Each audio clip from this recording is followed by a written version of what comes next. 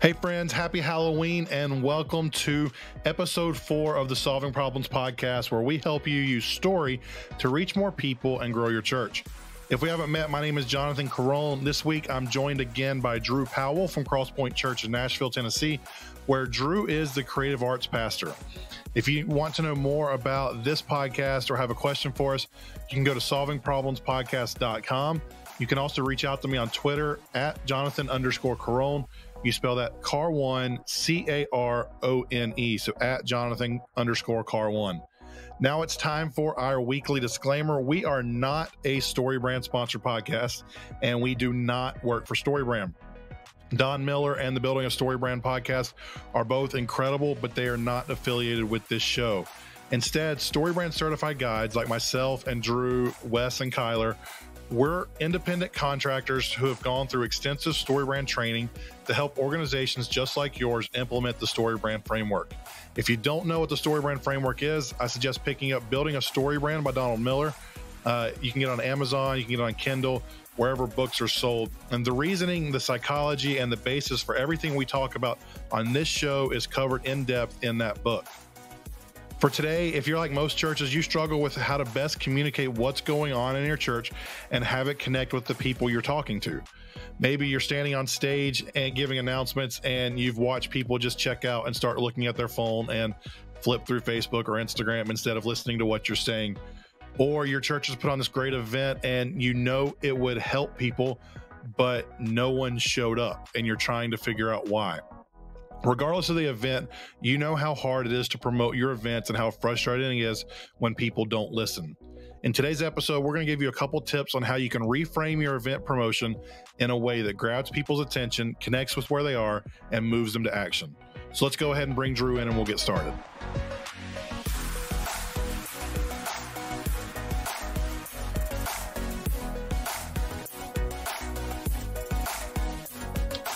All right, we're back with Drew Powell. Say hey, everybody, Drew. Hey, man. Thanks for having me back. Awesome. Drew was with us a couple weeks ago, had a great episode on Christmas. So if you haven't checked that out, go check that out when you're done with this one. But today we are talking about communicating events and making your event promotions actually make people want to show up. Yeah. The way we normally promote events is we say things like, hey, we're really excited about this great event we have coming up. It's going to be so great. You should really, really sign up and come to it. It's in 3 weeks. So sign up on our website, fill out the paper in the lobby, or see Pastor Dave if you're interested in coming. But we really hope you'll be here. It's going to be life-changing. Yeah. And so that, what most people know, if you're listening to this, people don't show up when you do that. No. So we want to talk about, is there a better way, what that better way looks like? But Drew, my first question for you is, why is that form of communication bad? Yeah, man, it's with communicating events, like for me, any church environment that I've been in, it's like, it feels like the tail that wags the dog, right? Like, especially on a weekend, you show up and you just never know where to put the announcement block. You got to communicate these events. It's important and you need it, but it's just always like the one thing that you don't know what to do with. And I think what you described, man, more often, 9 out of 10 churches, that's how we promote our events, because we are excited about what we're doing, right? We do believe in it. I mean, we're not just trying to fill people's calendar. We believe in what we're asking them to come to or be a part of. And so that's what happens. We start really hyping what it is. Man, it's going to be great. You're not going to miss it. You should be there, blah, blah, blah. And the reason why it doesn't work is, first of all, I would say 2 reasons. First of all, we haven't exposed or identified the problem for the people. And so for us, at StoryBrand, when we're teaching those principles, it's like, you got to identify who your character is. But if you're not actually speaking to a need, if you're not solving a problem for them and you haven't exposed that, and a lot of people aren't conscious of what that problem is in the moment. Sometimes you have to kind of unpack for them, hey, we know this is your problem that you're dealing with. I would say that's the first one, really drilling down on the external, internal, and philosophical problem that your event is meeting for that person. That's missed 9 times out of 10 in churches. That's missed. And then I would say the second one is the empathy part.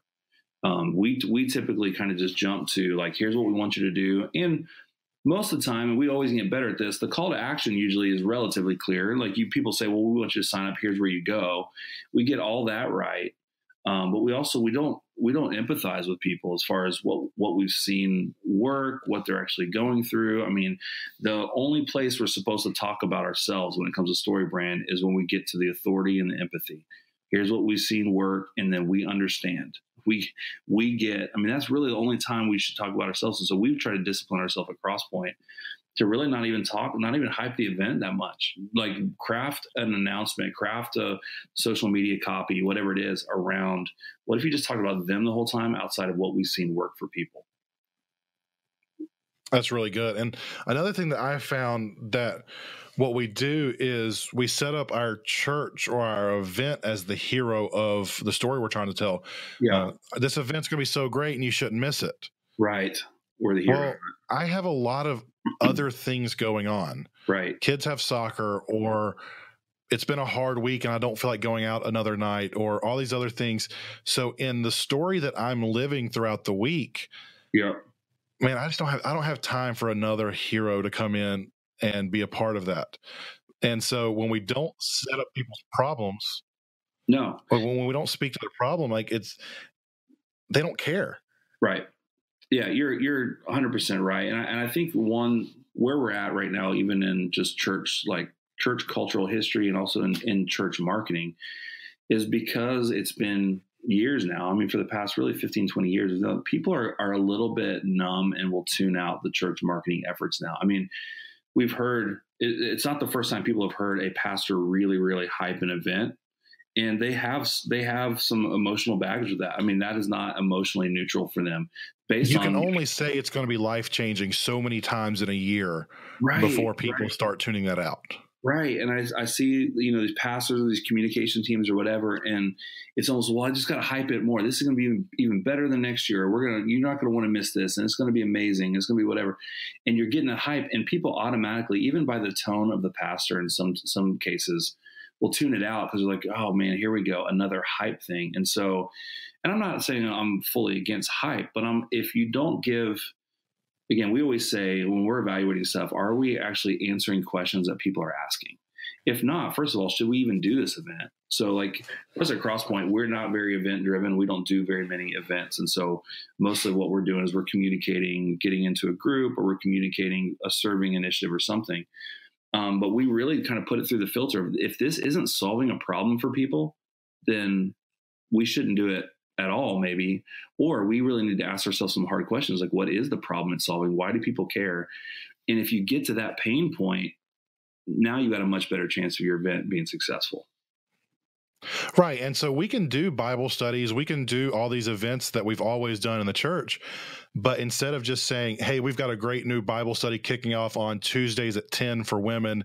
It's the newest Beth Moore study, and come on out. It'll be great. Right. Okay, cool. You're going to get your same 20 to 30 women that come to every single Beth Moore Bible study that your church holds that will be there every single time.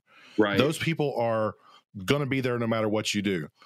But if you can take a step back and say, okay, this new Beth Moore study focuses on this. Yeah. And this is the problem that Beth is trying to solve in her teaching. And then we craft our messaging around, hey, ladies, do you struggle with this? Well, we've got a new study coming out on Tuesday mornings at 10 o'clock where we're going to spend some time for the next 6 weeks really diving into why that happens and how we can be better equipped to overcome it or whatever it might be. That's going to attract more people than, hey, it's another Beth Moore study. Yeah. Yeah. Well, I mean, you're so right about that. And for us, so at Crosspoint, we put everything through the story brand framework. I mean, everything gets a brand script. But I would say probably one of the most powerful, the places where we've seen the most ROI so far has been in our announcements and in our events or mobilizing people.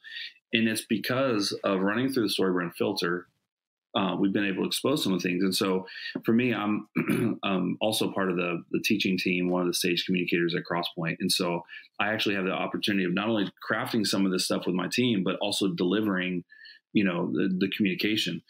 And it was probably maybe about 9 or 10 months ago. We were doing a big groups push, and it was at one of our Connect events. This is how we kind of get people into groups, get them in serving. And I was on stage, and I didn't really run by the groups directors or our central groups director what I was going to be doing, but I get up to do this groups announcement. And in the announcement, I actually start walking through some of the problem. Because I think if we've been in church long enough, we don't realize how weird some of the things is that we're actually asking people. Like for someone to show up into someone's living room and with people they don't know and sit around and like that's talk about life. Yeah, that's kind of weird. It's like, and I think for us to get up, so in this announcement, I get up and I start going down through the problem. And I start going actually and talking some empathy too. And I even said from the stage, I said, man, I know when you hear groups, all you think is I'm going to go sit in a weird home with weird people, sing Kumbaya and do weird stuff. And we get that. Like, so I just said that. And the groups director is in the back of the room and she has her hands in the air. Like she's waving her hands like, what are you doing? You're killing my groups right now.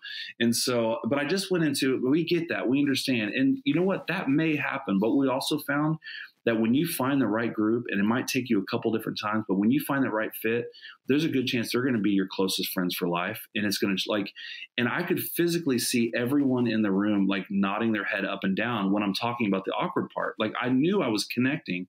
And then afterwards she came to me and said, hey, actually we had more people want to sign up for groups than I had leaders to accommodate. And so you just spoke to the problem that they're already feeling. Yeah, I just let them know that I get it. It's weird. And yeah, you know what I'm saying? Like I get that we're asking them to do something that might be a little bit uncomfortable, but if they're willing to try it, here's what we've seen. And we told some stories of some people that found groups. And the thing is anymore in our churches, you're talking to a skeptical people most of the time.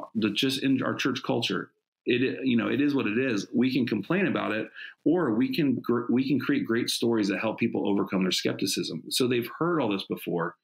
And so I will say, even with global missions, when I do a global missions pitch for people to go on trips, I go down the list of all the arguments that the skeptical people are going to say.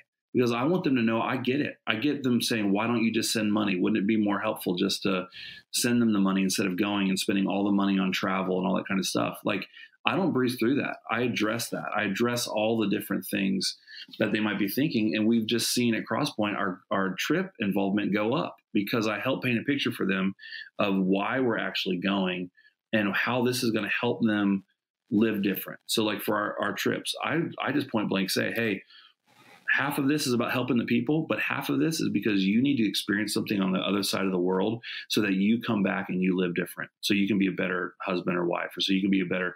So I just take all the pressure off. Like, you're not going to just help them. You will, but your life will be different if you do this. And signups go up because now they're like, oh, I get it, So I think one of the things in church that we're a little afraid to do is we're afraid to talk about the negative because we're afraid we're going to be too negative. Yeah. And in reality, people are already thinking about that in general. And I want to do a quick plug. Next week, me and Wes are going to be talking about how you gain the benefit of the doubt in your marketing and your communications with the people of your city and your church. So that we're going to dive into this a little bit more next week. But if people are already thinking about it, I remember one time I was in church and was doing announcements in the church I worked at. It's a multi-venue church. They had 3 venues on the same campus. And I was in our live venue that is the largest venue we had. And one of our screens went out that morning. Okay. And so we had one screen that had lyrics on there. And then we had two of the 3 screens had lyrics and everything. But one screen was just sitting there awkwardly with nothing on it. So our flow of the morning was we did one song, announcements, and then a few more songs before the sermon. So I jumped up on stage after the first song, introduced myself. I was like, all right, everybody look over here to my left, your right. That's called a distraction. Can you say with me distraction? And they said distraction. I was like, that's not going to be a distraction, right? Right. Yeah. All right, cool. Let's go on. We'll finish service. Let's move on. And we're not going to worry about that anymore. But I made a joke about it because people were already staring at it. They're like, I can imagine my wife, it was the type of person, she's like, what's wrong with that? Why is it not working?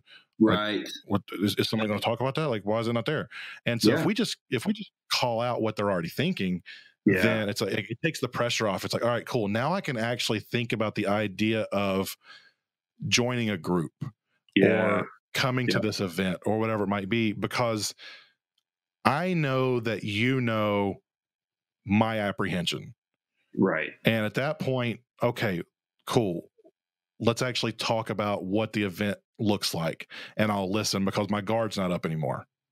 Yeah, you just diffused whatever tension they were feeling about whatever it was you're talking about, because, you know, you prove that you're a normal human that understands what people think and what they go through. You know, it's like, I think historically the church has been, and for good reasons. I'm not taking shots at the church. I love the local church. I give my life for it. So I really believe it. So when I talk about this, I'm talking about me more than anybody else. But a lot of what we have done is an attempt to give hope, an attempt to kind of like overshadow some of the darkness of the world.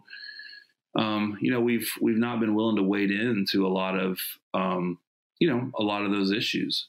I think that, and I know this is a buzzword, I'm hesitant to say it, but the churches that I'm really seeing do well are the ones that are willing to just be authentic, or like you described in your story, that one, because you got up and you just diffused it and you spoke to what they were thinking about. And I think when we can dive into a little bit more of the problem and the pain, and I don't think we got to camp out there for long. You know, you know, I don't know if your listeners, if anybody's into the Enneagram, it's big in Nashville, but like I'm a 7. So that means I'm an enthusiast. I just want to have a good time, and I don't want to focus on pain ever. So it's hard for me to actually address any of the pain points. But I think when we do that, and we can do it in a brilliant way, we don't have to be down in the dumps about it. But when we're willing to be real and authentic, and even in a fun way, like you did in your story, it helps people trust us more, and helps them want to be a part of what we're doing, and realize they don't have to go to church, and we're not just going to cover over, you know, all the different issues that we're facing. One of the fun things we can do with church is we can have a little bit more fun with failure than some organizations, because most of the time people know we're broken, messed up people. So to have a little bit of fun and to play with it. I remember we did a groups promotion one time, and the catchphrase that we came up with that fall was "Some things you can't do alone." Okay. And the picture that was the core behind everything of our promotion that semester, was a grown dude sitting on a seesaw by himself.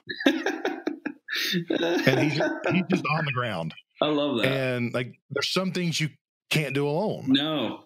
And so we knew people were going through life alone. Right. And we knew if we didn't push them into community, they would continue going through life alone. And we knew that that's not how they're designed. Yeah. All right. So how can we do that and play that up? And I think we did a whole video of other examples of things you can't do alone, and we just exaggerated it. Yeah. But there are ways we can do that in the church world that maybe some other brands can't, because we have a weekly gathering of all of our people. So we can do this week, and then something else the next week, and can really play it up throughout. And I think the next semester we changed it up. So we went from some things you can't do alone to some things are better with friends. Oh, that's good. And that semester, it was a spring semester, and so we used a picture of, I'm in Knoxville, right outside the Great Smoky Mountains. We used a picture of a group of friends who had just hiked a mountain together. Gotcha. And that's a better experience when you're doing it with other people. Yeah. So those type of things, that's the way we flipped it. Yeah. No, that you just unpack. I mean, that's just brilliant. That's a way, and StoryBrand will teach that quite a bit, right? Like, if you're going to go failure, if you can use humor to do it. We've seen a lot of, you know, the Geico commercials right now with, was it Mayhem? Am I in the right brand there, or whatever? Yeah. I mean, they're using a really funny, no, Mayhem's Allstate, I think. And so they're using a funny character, but they're displaying failure. I think in the church, it goes a few years back, but North Point did a video about small groups where a guy was asked to pray in the group. Do you remember this video? And he had never prayed in a group before. And it was hilarious. And now I will say, doing humor, especially on video, is hard. Like, it's one of the harder, it is. You know, is genre the right word? It's one of the harder, you know, areas to do humor. But if you can get it right, you can hit that failure bucket. And that they just went through this guy, and it was hilarious. He basically tried to pray, and he just started quoting just about anything he ever had memorized. And it wasn't even like spiritual things, but but they were speaking the fact that, hey, we get it. We know some of these groups, we're not going to do that to you, that type of thing. And that's a great way of showing what life would be like if you don't have this, So one thing that I think we struggle with at times is our next step. Yeah. And the hard part in the church, and let's just acknowledge it, most churches have everything from 20 something to 80 something. Yeah. And some are good with the internet, some aren't. Digital signups versus paper. I mean, it's like the worship wars of the 2010s. Yeah. It's the 2010s version of the worship wars of the 90s. And it's like, well, we can't isolate Betty Sue, who doesn't really get on her computer much, but she needs to sign up. But we also know no one carries a pen around anymore. That's right. So how do we get people to sign up and give them a next step without overwhelming them with options? So you guys, I know you don't have a ton of events, but what do signups for events look like? That's right. Well, so my philosophy is this, and again, I just want a disclaimer, we're still learning. This is a moving target in a lot of ways, so we're trying to figure it out. But I want to capture as much as I can. So people are carrying around their computers now. They're carrying around on their phones. They can do everything. Most people. I want to capture and kind of have that call to action, and I would say close the deal. You know what I mean? Mm-hmm. I want them to take action as much as I can right then in the moment.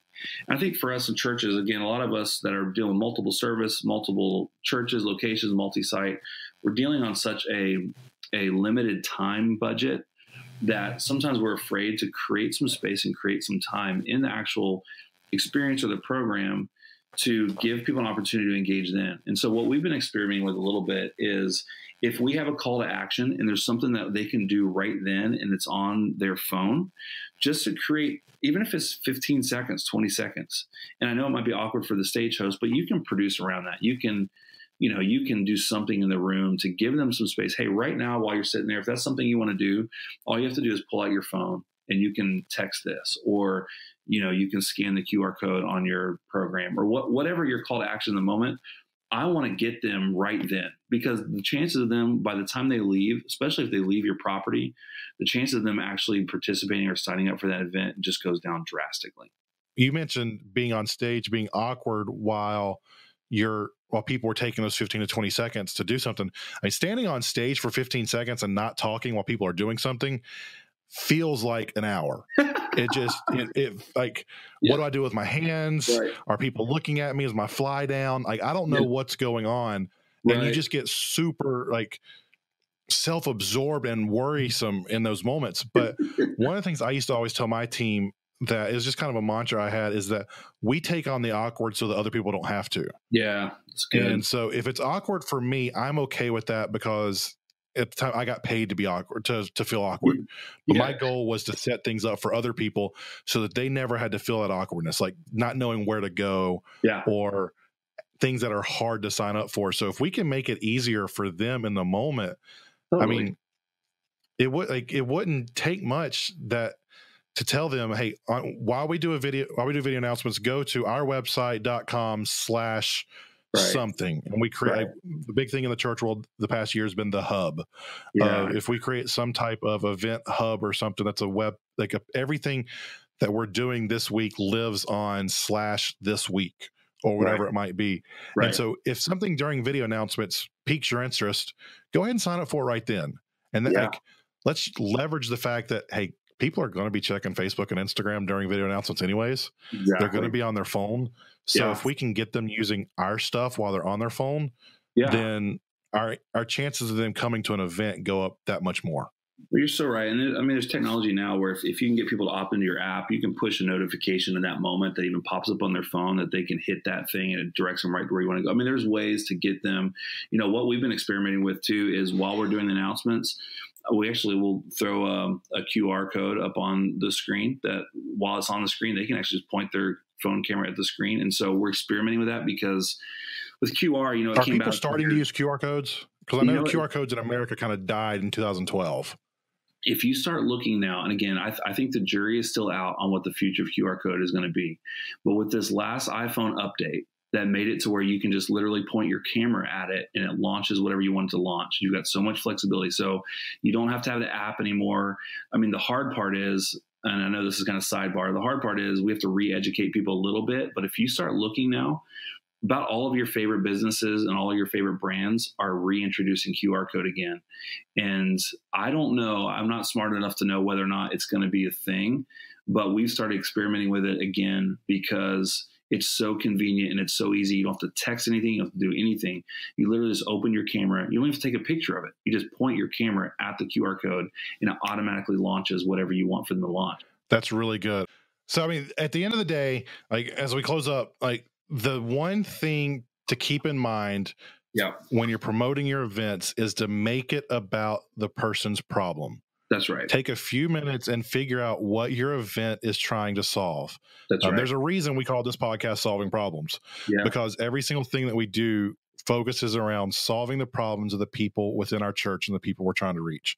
If we can help solve their problems and show them what their future could look like without that problem in it, then they're going to do most of the things that we do as a church. And we're going to be able to make an impact and teach them about Jesus and disciple them. And that's how our marketing funnels into our discipleship and starts making a movement within our church of people who care about each other's problems and want to work together with Jesus to overcome them. Yeah, you nailed it, man. That's huge. It's awesome. Awesome. Thanks, Drew. I appreciate you. Yeah, man, you're doing great work, dude. Keep it up. It's awesome. All right, we're going to bring Kyler in now for the useful tip of the week and thing you can do right now. So, Kyler, say hey to everybody. What's up, Dad? How's it going? Were you just drinking water? Yeah. Did I catch you off guard? Even though you purposely came on, like we're recording this right now, so you knew I was doing something. I was going to talk to you. I was trying to hustle, and I couldn't get back up to the mic fast enough. Good job on that one. All right, so this week's thing we want to talk about, this is actually one of my clients. They are introducing Realm to their church, and which Realm is a church management software, and it's a way to communicate between small groups and some other things. It does a lot of stuff. And so they had written up some copy that they want to do. They wanted to make a page on their website to tell people how to join Realm, why they should join Realm. And one of the things they wrote up was, and this is like, before I even mention this is good natured, and I understand why they wrote this. So I'm not really bagging on them too much, but I want to show how good natured and good intentions doesn't really connect with people. They said one of the reasons for joining Realm is join us in helping our leadership keep accurate records and helping our elders shepherd the flock they love. Makes sense. But it doesn't motivate me to join Realm. Right. So, Kyler, what would you say is wrong with that sentence? Well, in the website episode, we talked about a quick litmus test that you can use for determining if you are maybe using a little bit too much hero language. And so that is simply just by saying that you should have more of the word you than you have of the word we or our. So if you take a look at that statement, join us in helping our leadership keep accurate records and helping our elders shepherd the flock they love. That's using far too much hero language. And I think we can say the same thing by using more, making our congregation the hero. So that might look like, hey, we want to serve you well and make sure that we can, not keep up with your family or something like that, but like, provide you the things that you need. So we ask that you would, do X, Y, Z or whatever that looks like. But really saying what's the problem that people have and how can this solution Realm help them to overcome it, and then making your language say that. So what we actually switched it to was the headline is take our community with you throughout the week. And then underneath it, staying connected to everything going on at our church can be tough sometimes. That's what Realm is for. Whether it's finding out the details for an upcoming event, communicating with your small group, or giving online, Realm allows you to have a one-stop place to stay up to date with everything here. Perfect. And then a button to join. Perfect. And then your guests are motivated to do that. Right. Yeah. It just flipped it a little bit because, oh yeah, I'm busy during the week. It's hard to keep up with what's going on. I can do that all right here. Boom. And then underneath that, there's it's as easy as 1, 2, 3. 1, create a profile. 2, download the app. 3, connect your account. And then underneath that, we even went into more detail. Choose how often you're notified. Oh, cool. You get to choose how often you're notified. Again, it's like Kyler was saying, it's that your versus our type of language. So that's a quick one that you can do. Go check your website and see if some of the stuff on there is pointing to, we can do this for you, or do this so it helps us, versus here's how this can help you. Right. And it's usually just a few minutes if you think about how you can flip it and just change that copy, and you're going to see more results. Don't make your problem their problem. They have enough problems, so speak to the problems that they're facing, and they'll naturally help you resolve your problems in the process. Don't make your problem their problem. That was really smart of you. Come on now. We're preaching on this podcast. I'm proud of you. That was a little bit of wisdom. I think I got that from somewhere else, but well, we're going to give it to you this week, and we're going to end on a really high note. So that's week 4 of Solving Problems. Next week, we're going to be back with Wes Gay. We're going to be talking about how your church can earn the benefit of the doubt in a world that is skeptical of church and Christians. So make sure to subscribe on all the major networks, and we will be back with you next Wednesday talking with Wes. Have a great week.